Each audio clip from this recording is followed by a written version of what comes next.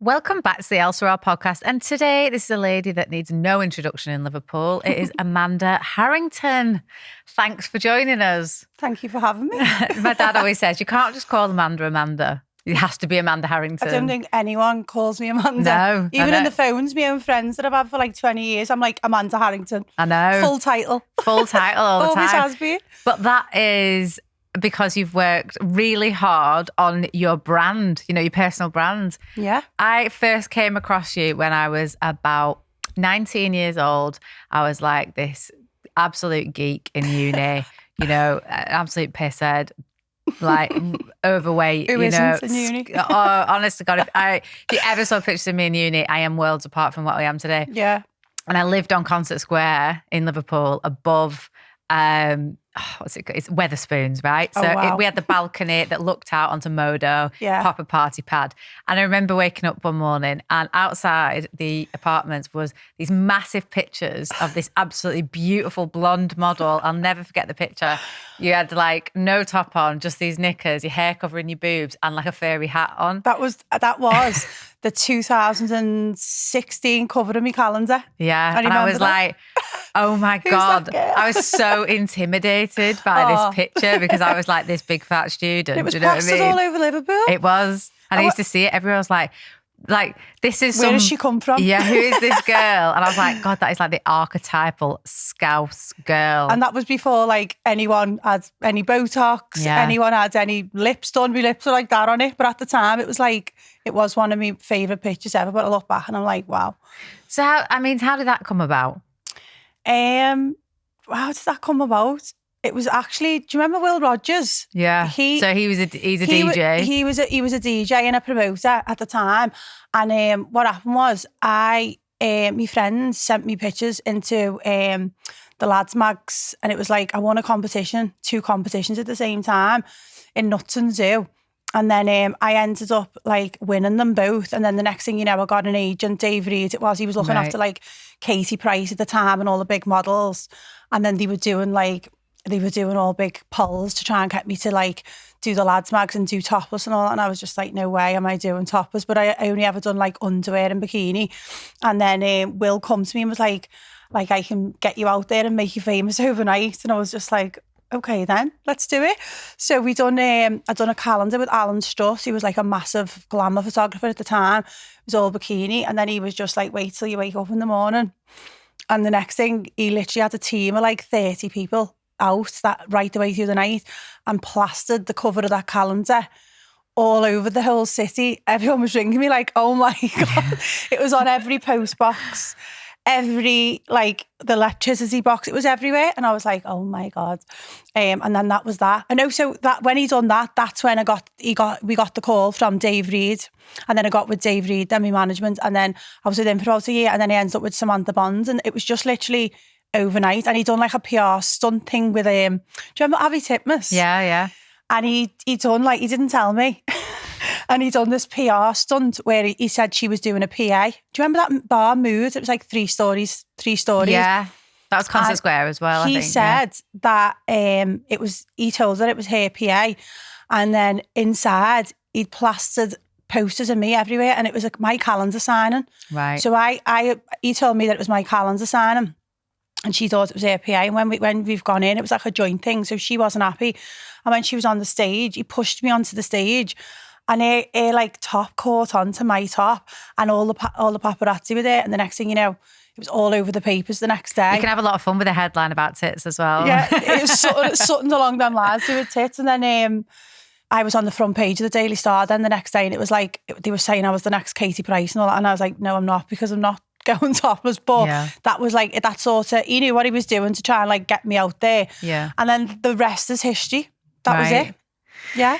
So you've had an illustrious career since then. I will come on to the fact. So I've gone from like being a big fat student to then like a few years later meeting Amanda because we were both on the same TV show. So I'll come to that later. Yeah. But so I still remember you being very much like somebody that I looked at from afar when I was in uni because like our circles were so, I was going to student union and stuff like that. So so I would have never really come into contact with you. But I always remembered you were always on the scene. I used to go to News Bar a couple of times. I'd seen you in there and I was like, oh my God, there's that girl, Amanda Harrington. She's so like fab.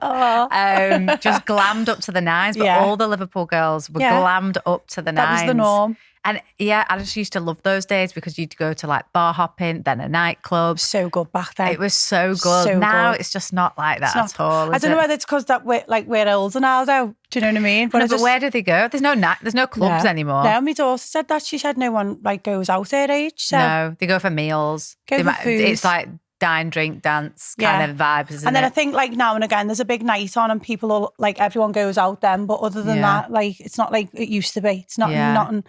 They were the good old days. I know. I'm still living in those days in my head. So from that, so you like catapulted into a bit of fame, and then you did a TV show. I forget what it was. Glamour Girls on BBC Three. Yeah, which was all about like Samantha Bond's agency. Yeah, and they focused on my story, which was like a young girl trying to like break America. So I actually got sent loads of clips from it the other week and I was like, wow, I forgot I even done that show. So I'd done that one and then I went to Playboy Mansion, done the Playboy Mansion, didn't I? So you in like your quest to crack America, what was kind of the strategy for that? So I got an agent and he just set up all shoots like Maxim. I done like Maxim Calendar, FHM, all shoots like that. And then obviously I got the call to do the Playboy in England. But I said no. The only way I'd ever do like anything like that is if it's American Playboy. Right. And then my agent at the time set it up, and then I went over to do American Playboy. Got offered it during Playmate, and then I couldn't take it because obviously I had a young daughter as well, so I couldn't leave. You'd have to live there for 2 years. I just thought you got paid, you were on the cover, and then you go home. But that weren't the case. You had to live there for 2 years in the bunny house across the street, and you could only work for Playboy. You were on like. You had a little wage off them, like you'd have to be in the house by 9 p.m. And I was like, I just thought I got paid and went home. I know, yeah. So I just thought I was going to capitalise off your branding and I was not going to give you anything back. But at least I went, and at least I look back and think, wow, I can't believe I actually went there. It was amazing. But so that was another thing. And then I came back and then... I think you dodged a bullet, to be honest, because look at what everybody... Looking at it now, I know, because let's be honest, because we've had the Me Too movement and everything since then, and then you've had loads of the Playmates coming out, even the one that married her recently. I have got a story about this, but am I allowed to even speak about it? Okay, so I have spoke about this on the last podcast, but it got cut out. So basically what happened was... I was there for a week and it was the Midsummer Night's Dream party, and they obviously take a week to set up these parties, and they had like bars set up everywhere with like just all over the grounds. And anyway, they were serving these drinks called bikini removers. That's what they were called. And I remember I was sharing this Pamela Anderson suite with a girl called Shelley from Chicago. So me and her were like busy mates while we were in there, as you do. You just like latch on to someone who, so that's what we were like. And then I remember going in the party. I remember having 2 drinks. I remember speaking to Piers Morgan. Oh, was he there? Bit of a difference. You know what I meant? Yeah. Piers Morgan, because he was from England. I was like, oh, hi, I'm from England as well. And was he editor of the Mirror back then? He must have been. Yeah, but he was just dead rude. And anyway, but I actually love Piers Morgan. So then we were with Lee from Blue. I remember speaking to them. The next thing you know, I just remember seeing Lee from Blue standing up the top of the stairs, and I remember walking up, and I remember falling over. And the next thing you know, I don't remember another thing. I've woke up in the morning with the full outfit on. I'd had to lend Holly's shoes because my case went missing when I landed in the airport, and I didn't get it back till I got back to the airport, even though I rang for it every single day. They said they didn't have it. Well, I got it back. So in the meantime, I'd had to buy a new outfit for the party. I didn't have shoes. She let me have shoes. She was just what outfit did you have if it was Midsummer Well, you know Night's Dream? that everyone wears, like, everyone's walking around them parties in thongs and bikinis, and I had Mary Spenlove make me like a Jasmine style outfit, which were like knickers with all gold coins on, like a big top with the big baggy arms with the coins on. Right. I brought a brand new pair of gold Louboutins. I had my outfit was unbelievable, and I didn't have it for me because my case went missing. So I had to go to that trashy, what's it called? It's in LA. It's like a dead famous, like lingerie shop. It's called Trashy something. Right. I went there and just bought myself like an all-in-one, like underwear thing. And then I didn't have she couldn't find shoes. So she lent me a pair of shoes. She was a size 5. I was a size 6. I just remember being crippled with these shoes walking around. And anyway, cut a long story short, I woke up in the morning fully clothed with the shoes still on my feet and the phone's ringing and they're like, Amanda, your limo's outside to take you to the airport. And I was just like, wow, what's going on? So I got up, went in the living room. Shelley, my roommate, is like on the floor in the living room. So I've just thought, oh my God, what's going on? Because I had no, and at the time, you're talking, how long ago was this? Well, we had no mobile phones back then anyway. You literally only have Facebook and you'd have to log on a laptop. Yeah. So I had to sit on a plane for 10 and a half hours, wait till I got home to go on Facebook. And I was thinking all the way home, what has gone on? I have got zero memory from this party. So I've been spiked. I have been spiked 100%. So when I've got in, Shelley's messaged me on Facebook and said, we've definitely been spiked. I've got no memory. And I said, well, that's what I was thinking. And I only had 2 drinks. And you don't go like that off 2 drinks. So anyway, so then I was like, we've been spiked. Anyway, the mansion got shut down that night. No one was allowed in or out. And some girl had been raped in there. Oh my God. I know, but they were obviously spiking everyone. Yeah. And they've obviously spiked us because we've got no single memory of the whole party. And it was something that I really wanted to like remember. So was it, I mean, it I know I'd like to, I wish you could remember because I've got loads of questions. Everyone always goes, oh, what was Hef like? Was he dead? But you know what? He actually went. He was a gentleman. And at the end of the day, that is an actual job. You go there to test for the magazine.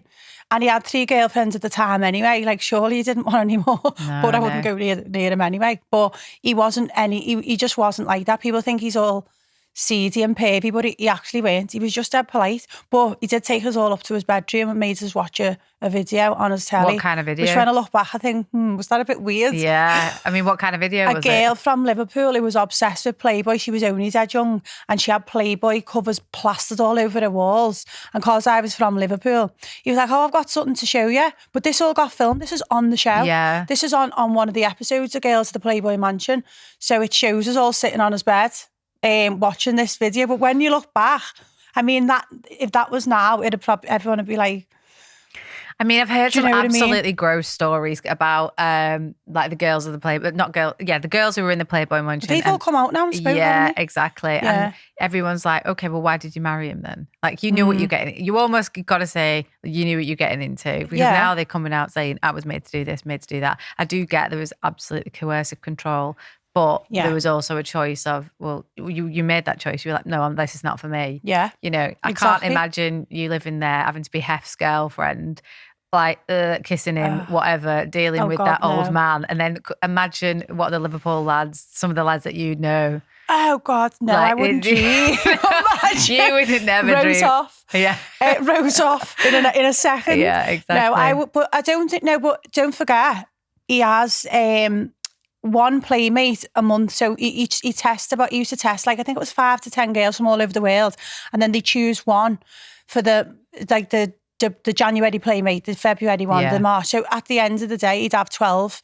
So surely, but then obviously where you see him on the Girls Playboy Mansion going to like Vegas and stuff, like you'd all go with him. And I just thought that's not my vibe. Like I wouldn't want to be one of them. Like be associated with him. Yeah. And then just be one of his harem, basically. Yeah, I just thought like I'm testing for Playboy. Yeah. And I'm getting paid and then I'm going home with my money. But it weren't that. But it was the most uncomfortable shoot I've ever done in my entire life. What makes a playmate then? Like apart from that, obviously the way you look and whatever, but you're all kind of like equally like absolutely blonde, stunning, like blonde, big boobs. Yeah. Quite curvy, I think, as well. Like girl next door-ish almost. Yeah. We had Sam Fox on here a few weeks ago. Who's obviously like kicked off page 3 for everybody. Yeah. And she was like, because I had big natural boobs and I was really tiny waist, like I was the girl next door, and you've almost got to, and they like not too much makeup, quite clean cut. You know? A lot of them were like that, But Shelley, we made Shelley wear like that. She was like really dark hair because it used to just be mostly blondes for the thing, but she was really dark, but there was some gorgeous girls. Everyone was lovely though, if I'm honest. Yeah, even as like his girlfriends, they were all lovely as well. Yeah. Everyone was dead nice. I mean, Holly was a little bit like, I mean, she weren't my favourite, put it that way. Kendra was lovely. What's the mansion like in terms of like, you know, just being there? It's like a household, which is just like constantly just got people coming and going. Yeah, it's really busy, and there's like loads of staff. Yeah. But I really loved his assistant Mary, because she was originally from Liverpool. Right. So like anything I wanted, I used to just go to her, and like just you had a phone in your room, you get room service. It's a bit like a hotel. It was a bit like a hotel. We were in the Pamela Anderson suite. Right. Because obviously Pamela Anderson, like Playboy made it, didn't it? So our room was all pink with all her she's done so many Playboy covers, so that was like all over the room. Right. And you had a phone, and you can just ring and get whatever you want sent to your room and all that. But then if you went out, you'd have to be in for 9, and you'd have to have dinner. Every Friday night is dinner and movie night. So you'd have dinner with Hef at that big massive table, and you'd all go in the cinema thing and watch a film with them. It was an experience. I know, you know what I mean? Yeah, it's a great dinner party story yourself, isn't it? Yeah. Jesus Christ. Yeah, I always get asked about that story, and I think, do people bored of this story with me talking about it? But people are interested in it. It's something that not everyone gets to do. And I was that busy at the time. I was flying everywhere. I was doing shoots constantly. I just took it for like granted. But then I look back now that I'm older and stuff, and I think, wow, that's something to tell the grandkids anyway. For sure. And you made the executive decision of, I'm never going to go topless. Yeah. I mean, would you have done it if you had got the cover of Playboy and it'd been under your terms? You could have gone home. But I was completely naked in the shoot. Oh, really? The test shoot, you've got to be completely naked. You've got to be naked, yeah. Right. You can be naked, but are they showing it? Well, you are, but is it like graphic? No, God, no. It's more like, they say it's art, don't they? Yeah. So like, obviously you'd be like lying there, but your legs would be crossed. Yeah. You know, so you're not going to don't see things. But like everywhere there's a camera, like here now, so there's a camera behind me. There'd be everywhere there was a light, there was a camera. So there's a camera at every angle. And I was like, oh, but it was like, honestly, it was just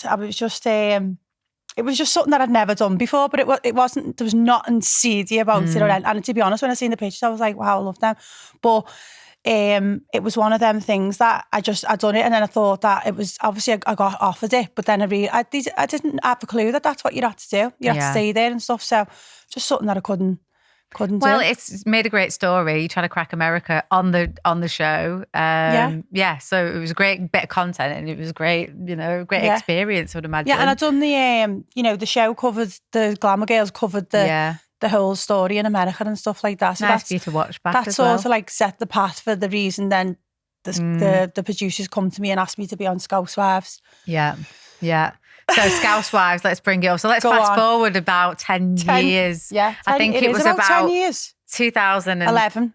11? Mm-hmm. All right, I thought it was 2010. So by this point, I am now a fully fledged journalist, and I'm still living in Liverpool, and I've split up with this guy, Joe McMahon, and we were real girlfriend and boyfriend in real life. Yeah, that was real. Probably the only real part of Scouts. So we've been together for 3 years, and then I found out he cheated on me with this bird in Marbella.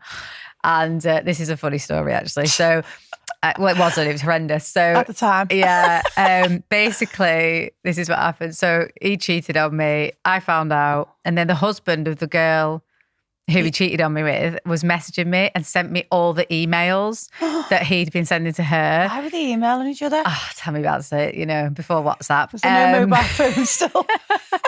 And I'm obviously heartbroken because they are extreme. How long were you with him for? 3.5 years. I was, yeah. So, I'm absolutely heartbroken. They are so graphic. Like, it's unbelievable. Wow. Yeah, it's like where they put it. Oh, you just like embarrassing. And you've seen it all?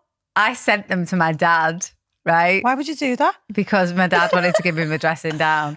So I sent all these emails to my dad. My dad printed them all off. Got Joe in his office. My dad's got this really imposing office, like big mahogany. Yeah, is he like a big solicitor? Yeah. So he is a senior partner at a big law firm. So he's got this really big, imposing mahogany leather office. Yeah, you could with just a big imagine green leather chair. Real frigging, really masculine. Serious. Yeah, serious. He means business. Yeah, called him in, And like, did he go in? Just started reading them out to him. Just imagine. God, he must have died. He must have died. Just imagine. Wow, you died. Why would he even have the balls to go in? I know. Well, he was trying to repair it with me at the was time. He? Yeah. So that was actually real, eh? Yeah, so we actually stayed together after that, believe it or not, because I was a bit like, well, so no, if he gets off scot-free, then I want to be around in this relationship to make him feel like shit every day. Yeah. That was my thought process. Yeah. I'm like, no, he needs to be punished day in, day out for his behaviour. Yeah, absolutely. So you know that first scene that you've done before I threw the drink at Jaden? Yeah. Was that real where you got upset in that? Yeah, because I was drunk and I was just like, he started laughing. So I was thinking, she's a great actress, isn't she? So, yeah. Do you remember they told me on the night after I drank my body weight in champagne, oh, we're doing a scene now, Amanda. I went, what? We're doing a scene. It's a fake after party. And I'm going, I am absolutely rotten drunk. I can't even speak. And he just sprung it on me. And then Arclebby went to me, by the way, I'm just giving you a heads up, they're going to get Jaden to be really nasty to you. And I'm like, oh, shit, what's going to get said? And I just, the way I carried on, I was like, I can't even watch it. No, Cringe. I know. Cringe. It is embarrassing. But yeah, so we turned up on the same TV show and I was like, oh my God, there's Amanda. There she is again. Yeah. She's following me. Yeah. So, but I mean, it was funny. It was wild. It was an experience again. Yeah. Do you know what I mean? That was I don't regret it one bit. No, I don't. Towie had just come out and I think Geordie Shore had just come out. No, we were before Geordie Shore, were we? you know. Yeah, I think we were, yeah. So it was just Towie and that's kind of what they were basing it on. It's really shit on us, really, because we should have got series 2 and because people just started to warm to the characters. They should have at least given us series 2 and let us do our own thing. I think the reason it fell down was because we had a soap writer writing our lives who wanted to make a soap. We wanted to we're like, well, hang on a minute. Every single person had a boyfriend who wasn't on the show. So they were trying to put characters together. And pretend they were together when they were together or interested in each other. And obviously no one's a trained actor or actress. Exactly. So plus, it was dead obvious. Yeah, dead obvious. That was fake. Whereas on Towie, when Mark and Lauren are together, they were together. When Lucy and Mark were together, it was together. And it was the real, it was there. It was real. They were a real couple in real life. And they were real on camera as well. Exactly. Whereas this, it was like you were trying to get Danny Latimer to get with Debbie and she had a fella and he was seeing someone else. So it was just like, it was ridiculous. But I remember Barney saying to them, you know, these young kids have got really good storylines of their own. So, you know, let them do their own thing. And he just weren't having it. And apparently he had a big bust up with the head of E4, didn't he? And then she just pulled the plug on it. And I was just like, wow, after all that. But you know what? I felt bad because, like, you know, the likes of like Jill, Deb and a few of the others, like everyone, we were going to London doing PAs, and I'm not just saying it, but we were like coming out of the clubs and there was like thousands of people all, and I was like, who's in this club? It was us. And they were all waiting for us. Like, we were superstars. I was going, wow, this is insane. We had paparazzi following us everywhere on bikes with the microphones. We were getting escorted out. Well, you must have been there. You must have done some PAs. I was on a few with them. I remember going out with you, Debbie, Jill. Yeah. Yeah, you, Debbie and Jill. And I was like the brunette of the group. Yeah. And so much more demure than you guys, because I mean... We were like full sequin, big hair, crazy. Like 1,000 packets of extensions in your hair. 3 pony pieces. Yeah. 3 pony pieces to create that bump, by the way. Yeah. The effort that used to go in. And we used to get carried out the club by security. We used to have security. The paps would be camping outside the hotel. It was absolutely crazy. Like when we went out of town, they absolutely loved it. And then the next thing you know, the plug gets, one minute we're getting paid to be at the club and the next minute we're queuing to get in and having to pay. Do you know what I mean? And like people, they had to go back to normal jobs and that. And it was like after everyone coming up and asking you for a picture and for your autograph. And then the next thing you know, they're back in normal jobs. Like it was cruel. I never left my normal job, to be honest. I never thought it was going to make me... I never thought it was going to make me a multimillionaire, because I was just thinking... Well, I had high hopes because I was seeing everyone on Towie and I was seeing them all opening their own businesses and you know how it works. You know, the more coverage you get, and especially when you're on a TV show, then you get all the brands wanting to work with you. Like I just started doing like shoot all the photo shoots for like Closer magazine. I had Fabulous magazine lined up, OK magazine. I had all the big magazines lined up. And then when we never got series 2, it just like dwindled. Yeah. And I was just like, I don't believe great. this.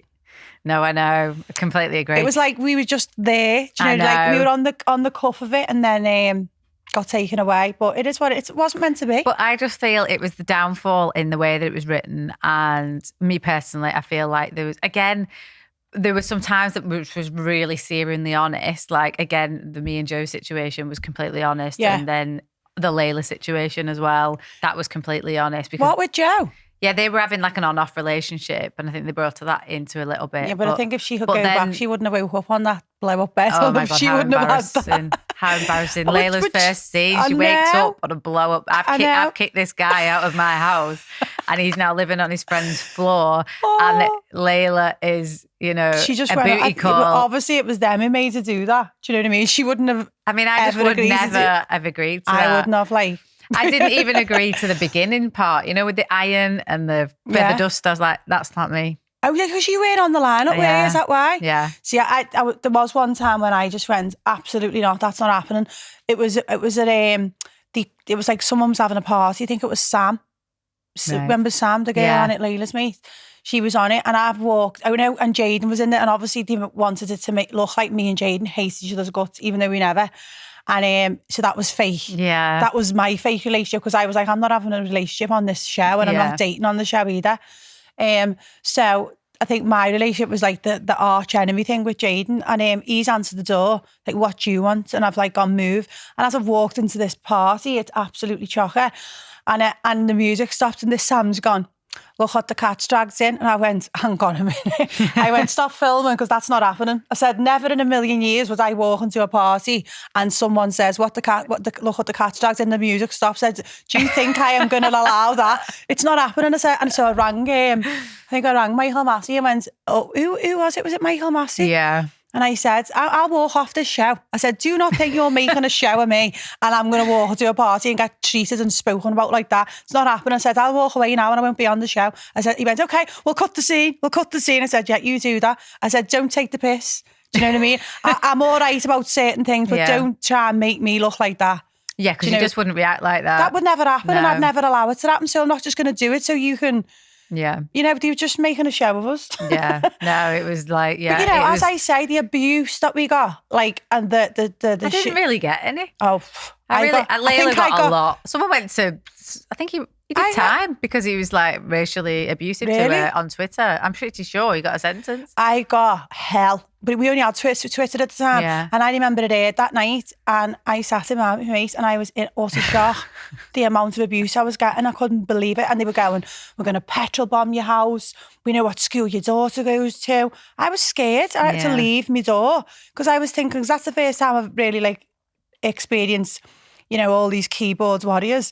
And I was... Did you find that it was from Liverpool people? It was just Liverpool. Yeah. Out of town, absolutely. Everywhere we went, they loved us. And Essex, I think, quite liked it. They absolutely loved it. Yeah. We done, like, that's where all our PAs were, in Essex and all that. We had, we had the best time. Just a gang of young girls doing all these PAs, going to gorgeous places, getting invited everywhere, getting all our clothes made for us. And, it was something that, like, I think was a really great experience. Besides that, but it was just Liverpool. Say we made a show with them, I thought, hang on a minute, it's not like we're not being rude on it. No one's doing rude things like other TV shows have in the past. And it's not like we were vile. It was just a normal group of people. So I don't see what the abuse was for. No one. How did we make a show of Liverpool? And they're saying, like, no one walks around with rollers in. Well, where have you been? Where were you? Because you're clearly not from Liverpool, because they did. Yeah. They don't now. Like, they don't really now. I see it once in a blue moon. But they don't now, but they did. We were just being ourselves. I used to bleach my hands to get my fake tan off, and they showed that on the show. I had a flashback of that the other day because I was like, fuck, I've not taken my tan off. I remember that bit. Yeah. But I don't regret it one little bit. I think it I think it was an amazing experience. Apologies for interrupting this podcast, but I need to ask a favour. If you're enjoying this podcast so far, then please hit that subscribe button right now. I'll be straight up and honest that I want to see this podcast grow and flourish into something that I'm really proud of. And the only way that I can do that is with your help. So if you've ever learned anything useful from these conversations, then please return the favour by liking, rating, subscribing, and maybe even sharing it with your friends. Thanks very much. Let's get back to the episode. I do. Do you know what makes me laugh? It was like companies like Celeb Boutique who was just starting out and they used to give me like 3 dresses a month. I'd wear them and send them back. Would they get in touch with me now? Do you know what I mean? And then I'll tell you who else. I remember meeting up with Umar Kamani and he took me and Jaden to his warehouse and he said, I've just bought a domain name, Pretty Little Thing. And I was like, oh, right, okay, that sounds good. And he was like, yeah, just pick whatever you want. So I'm picking up all this stuff, jewellery, handbag. You know, it's all like cheap stuff. But got all that. Fast fashion. And like, look at Pretty Little Thing now. Exactly. And I've literally bumped into Umar since and he just does. Like no even acknowledgement. Like no, he was. We were at an event one time and he was there. He just started Pretty Little Thing. Then he was sending me, Jill and Debbie all stuff and all that. And then I remember messaging him when we were doing because when we finished the show, we brought out our own clothing range, didn't we, with all the dresses. And I remember messaging him. I think it was to set up a meeting to try and get them on Pretty Little Thing or something, and I got blanked. Yeah. I thought, oh yeah, smashed it. Oh, have you? It makes billionaire now, are you? Because I got sent all kinds. When I still get sent stuff now, but then I just think sometimes like the people who are begging for you to wear the stuff, and then it's so blatant that like, and then now they're like. It's just as obvious, like you know what I'm saying, don't you? Of course, like they want you in the beginning, the micro influencers, but I get it from brand side as well. You know, now I've got my own brand and stuff. I look at things in a completely different way, but I'm still always sound to the people that helped me in the beginning. Yeah, they're my biggest cheerleaders. They help me get off from rock bottom. Yeah, I'm the soundest to them than any of the ones who like want say, oh yeah, give me $2,000 and I'll post about that. That's what I mean. You know what I mean? Like, no. Some people are the ones who just like helped me out in the beginning. Begging it for you at the beginning and then they wouldn't give you a push off the side. Exactly. Eventually, do you know what I mean? When they start doing well. Or, this is why you never should forget where you come from and you should never think you're better than anyone because everyone can fall and everyone can, everyone hits bad times. So if you get that attitude where you think, all right, some people start making a lot of money and I've seen it with my own eyes. They change and they think they're better than people and they get this attitude and they're all cocky and I think it could get taken away from you in a second. And then what are you going to do when you've upset that many people on your way up? Yeah, That's why I would never, ever change the way I am. I am what you see is what you get, even though everyone gets the wrong perception of me. Well, that's the thing, actually. I think everybody thinks you're kind of this, like, well, I certainly had that impression, like very intimidating, you know, almost like very like icy, whatever. But actually, when you chat to you, get to know you, you've actually got a wicked sense of humour. Yeah. You're one of the funniest people I actually know. Your voice notes absolutely crack me up. Not only are they about 3 minutes long every time, and you just absolutely freewheel on it. You're like, I remember, what did you say to me once? I was laughing. You were like, well, I've got no eyelashes on, so I look like an embryo. I was like, that's a true saying. Now I do look like an embryo when I haven't got eyelashes on. Look like I've just come out the womb. Oh, Christ almighty. This is what I mean. Like, it's just, people just get perceptions, don't they? And then when they actually meet you, they're like, the amount of apologies I've had to go, oh my God, you're just so funny and so sound. I didn't think you'd be like that. I was like, why? Why though? Do you know what I mean?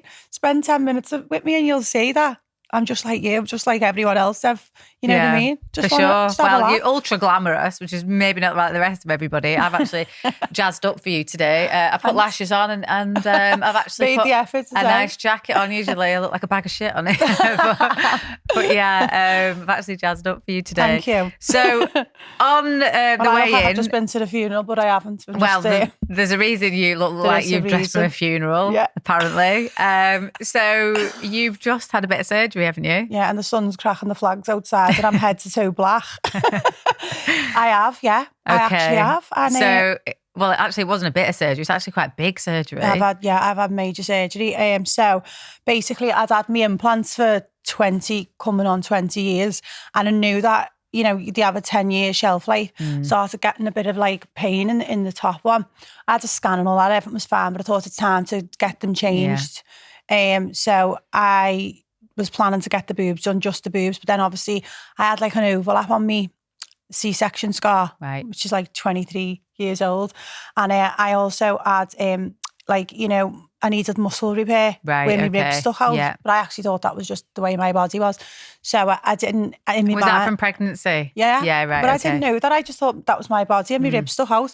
So when I've got over there, I did say, can you have a look at my scar? And she was like, yeah, we'll have a look, blah, blah. So when he was come round and he just starts getting his marker pen and drawing all over me, she's like, I'm going to have to put your implants under the muscle. I was like, oh, I don't want that. Apparently it's really painful. He was like, well, no, he said, if I put implants back in where they was, they'll be dropped within a year and you'll be back. But if I put them under the muscle, they won't move. So that needs to happen. He was like, I can make your nipples smaller. I'm like, okay.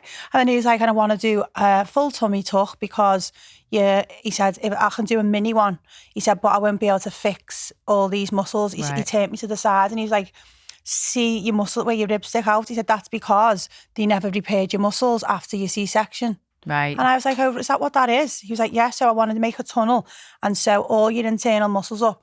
He said, but I will have to give you a new belly button in the process.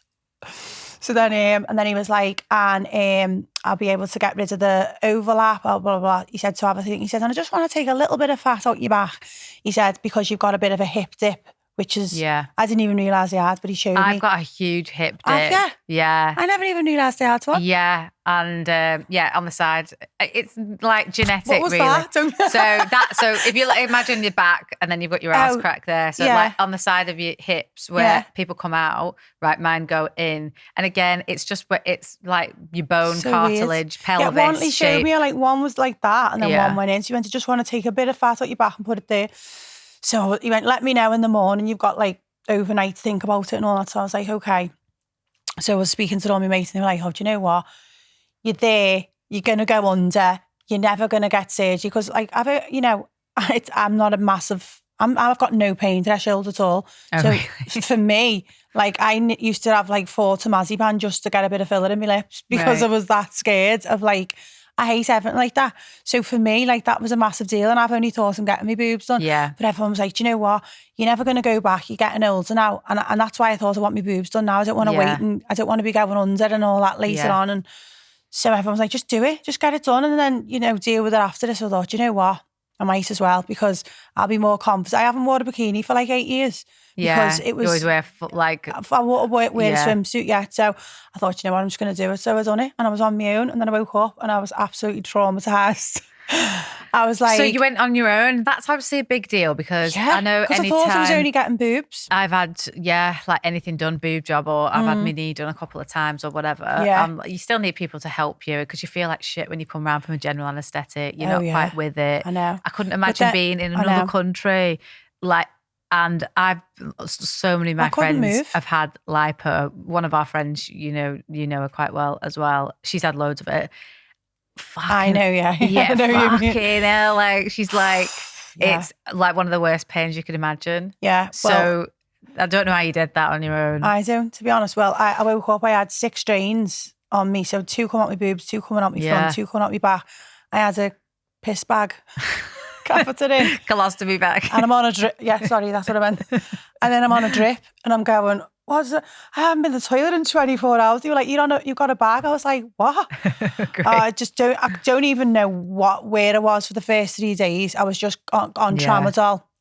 And then obviously I'd said before it, don't worry everyone, because I'd done a little Q&A. I said, I'll catch up with everyone. So everyone's messaging all my mates going, is she all right? She hasn't posted a thing for days. But I was just out of it. And I couldn't even feed myself because you really do not understand how even just the tiniest your internal muscles control your whole body. So I couldn't move my arms because it had the boobs. It was the stomach part where he'd sewn all the muscles up. Like, you don't realise, even to sit, I couldn't even sit up. I couldn't move my arm. The nurses were having to like spoon feed me soup. It was like, I was absolutely like back to being a baby. I couldn't do nothing. And then after the operation, 2 hours later, 2 of them come and get you up and make you walk. Wow. I was holding onto a wheelchair. I've got all these drains hanging out. I was getting all hot flushes. I can just imagine, going sweating. And I was like, why's my back? My back's so sore. They're like, oh, he took 2 litres of fat out your back. I went, what? Did I even have 2 litres to take? When you get a tummy tuck, they have to do 360 lipo to like, because I didn't go for, it wasn't for vanity reasons or for weight loss, because I didn't have no weight to lose. It was it was correction surgery and my boobs redone. So that was the thing that he said that he needed to do. So I just said, do it. Yeah. And then that was what was giving me the most pain in the back. And it's because he took all Loads this of fat out of my back and then put the fat in me. And the thing is, I've seen videos of it where they're like, I won't even look. I don't want to. It's like a blender under your skin, I would imagine. Yeah, but I did not get one bruise off that. Not one bruise, but my scar. And everyone's like, oh, how are you made up with your results? And I'm like, well, not yet. It's 6 weeks today. Right. 6 weeks to the day. When do you think you'll see probably full results? Because you're probably still inflamed. I'm still swollen. Yeah, I am still really swollen. I've got this bodysuit on, so this explains why I'm head to toe in black, because I've got this bodysuit on, which is to there, and then it's like to there, and then the it's big like sports bra. Yeah, I've got the big sports bra on, so I am still swollen. But I know a few people who've had that done at the same time, and they say it's like 3 to 4 months and you're full, like you'll see your full result in like 6 to 12. Yeah. But like getting back to myself has only been this week really, but I'm not like fully myself.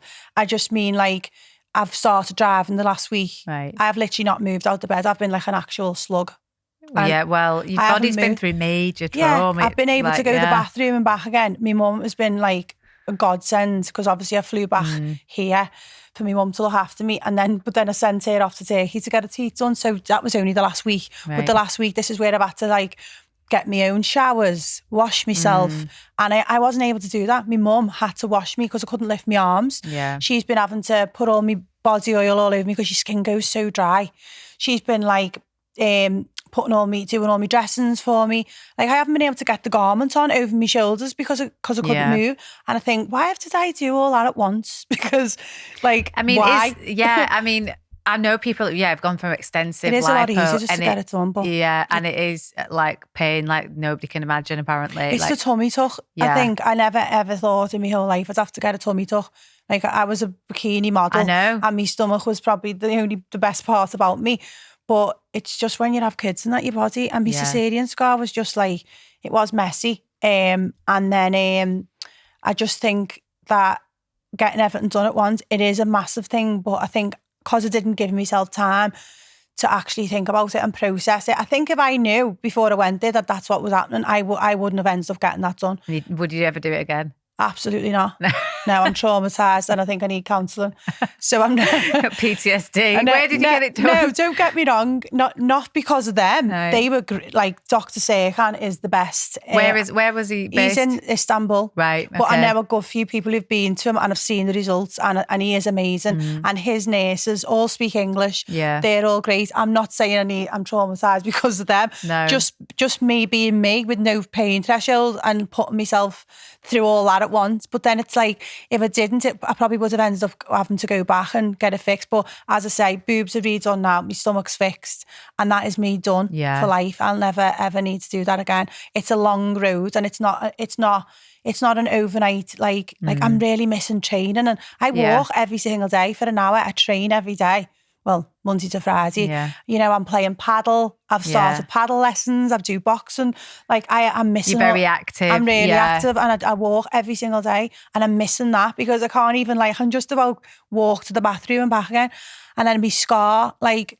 Well, just think you'll be you're coming into summer now, so probably I don't think I'm going to be. I don't think I'm going to be able to wear bikinis. That's till probably like July or something, or August. Really? I got it done quite late. I was thinking, I'll be right as rain after 6 weeks, and everyone's like, "Are you joking? You've had a full tummy tuck and like my scar." Don't get me wrong, I am healing really well, but this side of my scar is a little bit still weeping. Right. Like there's still stuff on the pads. Like I've still got all my dressings on.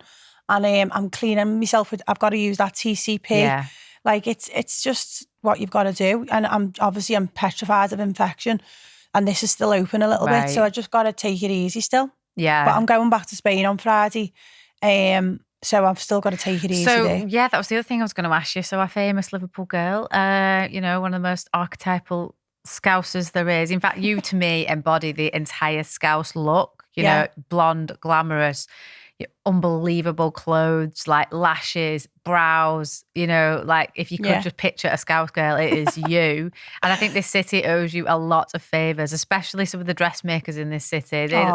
You must have sold some product for them. I know, I think I have. But do you know what? They looked after me as well. Do you know what I mean? Me and Francesca Couture, we designed every look that I wore on the show from every scene. And then, she was good to me. Mary Spenlove, she's been amazing over the years. We've worked together on some of the looks, on all my looks, because I think I only ever wore made stuff first, but everyone did. Exactly. For 10 years. Exactly. And then everyone was like, where did you get that from? And then they must have had inquiries from all over, especially like Newcastle, Essex, the other kind of glamorous 100% cities. Did. I mean, after the show launched, the girl dress, and that Francesca ended up in Selfridges and everything. Yeah. She's done so well. But she would have done well anyway off her own back, because she's so great. talented. Yeah, and obviously good. Mary as well. They were both smashing it, because they dressed all of us, didn't they? Yeah. I don't think they did for every scene, but obviously I got mine made for every scene. For sure. I had to get mine done. Especially Queen Bee. So now you've moved to Spain. Mm-hmm. So what are you up to over in Spain? I'm actually about to start. Well, I've already started it, but I'm actually about to start something new. I'm doing real estate now. Oh wow! Yeah. Okay. I just felt like a change of scenery, start afresh. I just felt like there wasn't anything for me anymore. You've done Liverpool. You've kind of completed it. Everybody knows you. You've met everyone you need to meet here. Yeah. Time for a change. Yeah. And I know that there's a lot of money to be made in real estate. Yeah. And I was thinking, what can I do now? I sold my business in Harvey Nichols. Yeah. So we should talk about that actually, because you're not just like a face of other people's brands. You actually had your own brand, which was Zero Fat, which was, I think, if I remember rightly, it was an exercise bike, but under infrared light. Yeah. So it was really good for your skin. You went on, didn't you? Yeah, it was great. It was really good for your skin. Infrared light, there's so many health benefits of it. And obviously, you get a sweat on better. Yeah, you burn loads of calories. Yeah, burn loads of calories. Yeah. So it's great. And it was lovely, sleek operation in Harvey Nichols. Yeah. It was great. Mm-hmm. So you had that brand. 6 years. Yeah. In Harvey Nicks. And then sold that? Yeah, it was just, it was after COVID and that, it just wasn't, the store wasn't really the same, and it just wasn't the same. I think a lot of people just adjusted to working out at home. A lot of people, it took a lot of people a long time just to get back on their feet money-wise. Yeah. And Zero Fat was a bit of a luxury on top of your gym personal training or your gym membership. And I just felt like it was time for me to sell that business. So I sold it. And then... Did you get a good amount for it? Yeah. And I sold the Instagram as well separately. So that's something else now. And then obviously... Whoever's bought it, are they going to take it on as Zero Fat? Are they going to continue with it? Or? Yeah, because she was going to change the name. And I said, if I was you, I wouldn't, because I've given her all the lights and all the towels, all the brands and stuff. So it's going to be in Manchester soon. Okay. She's going to be opening that soon.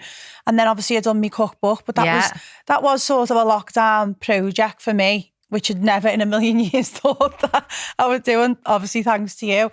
And then, I was just project manager, just making sure you were hitting your targets, but you did a really great job on it. But that was a success. I didn't ever expect to even sell 10, never mind thousands. So that was something that was a lockdown project. I mean, if we got locked down again, I'd do cookbook too.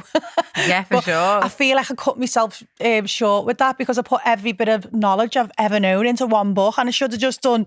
I look back now and think, you can reinvent the wheel so many times. Okay, well, look at how many cookbooks there are on the market. There's literally if you remember, if you remember how many sections I've done, 18 sections I've done. Yeah, but it was good because it was based on your favourite restaurants around the world, and you're somebody who's well travelled and been fortunate enough to go into some of the best restaurants in the world, in Greece, Las Vegas, everywhere. Paris, everywhere you can imagine, unbelievable. I do know me food, that's one thing. So it was based on some of her favourite restaurants, and then kind of your twist on it as well. Yeah, what I done was I just shortened everything down. And I know myself, because I love to cook, and when you look at a recipe and it's 5 pages long, there's just no need for it to be like that. So I just shortened them all down and replaced things that people wouldn't know with simple ingredients. And that's what I made it for people who think they can't cook, who've got busy lifestyles and kids. And I'm like, no, you can cook from scratch. These recipes are all on one page. They're all one sentence. And you need 6 ingredients that you can get in Asda or Tesco or Lidl, wherever you want to go. And that the feedback I got and all me Trustpilot reviews is exactly what I wanted from that book. So I felt to top that, I just needed more. I would have needed a lot more time in another lockdown. Well, I think one of the best-selling cookbooks in the world, and I mean the only other book that's outsold it is J.K. Rowling's Harry Potter, and it's by 2 ladies. Oh yeah, pinch of nom. Like millions and millions and millions and millions of copies. I've got that book. There you go. So have I. Yeah. What do you think of it? I think mine was better. What do I think of it? So the ladies who wrote it are obviously very, very overweight, and I kind of feel like it's... I noticed that. Yeah, and I'm like, wow, okay, so they obviously know the food. We're taking health advice off these 2. That's kind of where I was at. But then again, other people are like, well, they know... They're just coming up with like 500 calorie meals at the end of the day. But whereas I kind of take it one step further and I look at like, what has this food been processed in any way, or is it like, from scratch or whatever? Yeah. But where are they at now? Have they lost the weight because of the book? I don't know. Yeah. But I also feel like, are they following their recipes? Yeah. Should be taking health advice off people who clearly don't take it themselves? Well, do you think they were trying to? Do you think that's what they were trying to do? I don't know, but then it's kind of like, well, then people would say, yeah, but then they can empathise with the ladies who are probably buying the book or the men who are buying the book. Yeah. I get that too. I get that. Yeah. It's like, it's the thing from both sides, really, isn't it? Yeah, but I think everybody, and I've just had a professor on called Professor Frank, and we're talking about hormones, and we're talking about Ozempic and stuff, and I was just like, honestly, I used to blame the individual, and now I definitely don't. I think weight gain on a big scale is a societal problem. Government needs to get on board with it because it's the way our food's being produced. And it scares me now because now we're out of the EU, the American style regulation of the food industry is coming in. So where the EU used to really make sure that there wasn't much salt in it, wasn't much sugar in it. The factories that like the chicken was made in was different, wasn't putting so many preservatives in it. Yeah. Now all that's gone out the window because we're not part of the EU. Oh really? And it's like now it's like the Wild West, I think, and I think it's only going to get worse. Like 26% of the UK are overweight, obese. Sorry. Are they? Yeah. That's a lot. So soon it'll be like supersized stuff, like in America where they have supersized. Like when you go to McDonald's now, they have supersized on the menu, don't they? Where it's like a massive Coke, like a double size chips and all that. I know. It's crazy. It's absolutely crazy. Yeah. So what were you saying? Okay, so you're getting into real estate. Yeah. So I just decided when I sold the business, I thought, you know what? I've got no responsibilities really. My daughter's old enough now. She lives with a boyfriend. Like, I just wanted to start. I just wanted to like a clean slate and start afresh, really. And to be honest, I've had enough of Liverpool. And got a few people in it. So I thought, I'm done. Like, I've had enough. So I went to Spain for a few months. Really enjoyed it. Come back, helped my mum like renovate her whole apartment. She had a massive, massive flood. And she did need me, like, so helped her renovate all that. And then once that was done in January, I said, I'm just going to go back and have a little health kick in Spain for a few weeks because her sister was coming home as well. So I went there for 2 weeks and I ended up there for 3 months. Oh, right, nice. I was going to go to Dubai and do real estate. One of my friends has been there for like 8 years and she's doing really well. But then I feel like I didn't know, like I'd only really know her out there. We're in Spain, I've got a lot more friends. And then my friend's boyfriend said, oh, my friend's just opened a real estate company, why don't you have a meeting with them? Yeah. I thought, you know what, I'll give it a go here. And then if I don't like it, I can still always go to Dubai at a later date. It's good commission as well. Yeah. Great commission. Great commission. So I just started in. So they offered me a job in Dubai in Christie's because I know someone who knows who's through a friend, but they wanted me to do a salary job and I just went, oh no, that's not for me. I've always had my own businesses, do you know what I mean? I've never been told what to do, so I don't know whether that'll go down well with me. So they said, because I've got no experience though. So I just thought, well, I can stay in Marbella for a year, get me experience, then I can go to Dubai and do sales. But now I've been introduced to this company and they've been in Marbella doing real estate for 35 years and they look after. So this is my idea of when I thought about real estate. When I thought about me doing real estate, I'm thinking like selling Sunset. Yeah. I'm not thinking like your 2-bedroom crappy apartments above a shop in San Pedro. Yeah. Like my idea of real estate is... It's like, it's me getting dolled up. £10 million houses. Yeah, so this is what's happening when I go back. So I was working with this company who look after all the multi-million pound houses in Marbella. So I've got a photo shoot booked in on the 14th in a £35 million villa. So that's going to kick off me doing real estate. And we're going to do like a bit of a story. So I will be like in there doing all, like using the gym in there, cooking in the kitchen, using the bowling alley, playing the paddle on the paddle courts, getting a massage in my spa, all that type of thing. So I'm going to kick it off by trying to sell that one first. Wow. Some great commission.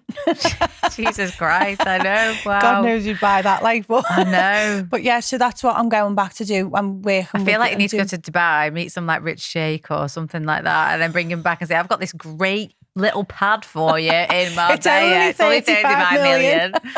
Pocket change. So, but yeah, I'm just going to see how it goes and give it a whirl. You know, I like being there. I'm a lot healthier. I'm a lot happier. I miss my daughter and my mum so much, but they're coming to visit me in June. Yeah. And I'll just be back and forth anyway. It's 2 hours on the plane. Yeah. But I just want to make a life for myself there now. And hopefully, you know, if this real estate thing kicks off, then happy days. I think it will. So that's my plan. I think everything you've ever put your mind to has pretty much gone well. I was thinking of this the other day. I thought everything I have done actually has been a success so far. Like, obviously the show weren't a success, but that went down to me. Yeah. But everything I've done personally, it has done well. So I think, you know, when I do put me mind, like, don't get me wrong, I've been doing real estate for months now, but I haven't put it out there because I haven't been 100% about it. But only because it weren't matching the vibe that I wanted I wanted to be doing, as I just said, like selling Sunset type of places. But now that's going to be happening soon. So if that all goes to plan, then hopefully I'll be able to stay there and, you know, live out and selling Sunset and watch the sunset for the rest of your life. Yeah, lovely. So. Yeah, Marbella. Well, we ain't going to be doing that in Liverpool, but I say let's have it right with our weather. Well, I've really enjoyed our chat today. We've come to the end of it. I definitely I think you should come back when you're actually back in Liverpool again. We should do part 2 because I've still give me a year or something when I moved in me 35. Yeah, for sure. And we'll see the results of your unbelievable lipo. But if anybody wants to follow you online, where can we find you? Miss Amanda Harrington on Instagram. Yeah, perfect. I don't do the TikTok right now, do you? Neither do I. No. I think it's just a generation that we're just too old. Same. I'm like, what? I think we're too old now. I feel like my grandma on there. I know, it's not for me. I can't do it. Yeah. Oh, well, thanks for having me. Oh, no, I've loved it. Thank you so much. Oh, thanks. You.